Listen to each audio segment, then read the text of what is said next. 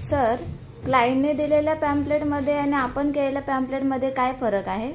क्लायंटने आपल्याला रेफरन्सला हे पॅम्पलेट दिलं होतं, ठीक आहे.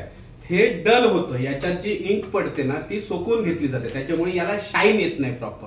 तर आपण आपल्या क्लायंटला हे कधीच रिकमेंड करत नाही, कारण की पॅम्पलेट हातात गेल्यानंतर ते वाचायला वाटलं पाहिजे. बघ आता आपण जे पॅम्पलेट बनवलंय ना, हे कसं शाईन होतं, हे किती छान दिसतंय, हे वाचावं असं वाटेल. म्हणजे जर एखाद्याच्या हातात पडलं तर त्याला वाटेल की हा किती छान शाईन होते, रंगीत पॅम्पलेट आहे, आपण वाचलं पाहिजे असं वाटू शकतं. तर हे पहिल्या माणूस ठेवून दे.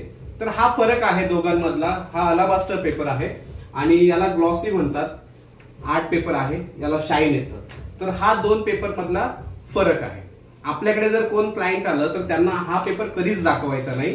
आपण नेहमी हा पेपर रिकमेंड करतो ज्याला शाईन येते, जो ग्लॉसी आहे आणि जो पॅम्पलेट वाटल्याने क्लायंटला चांगला इफेक्ट मिळतो. कळलं? हो सर.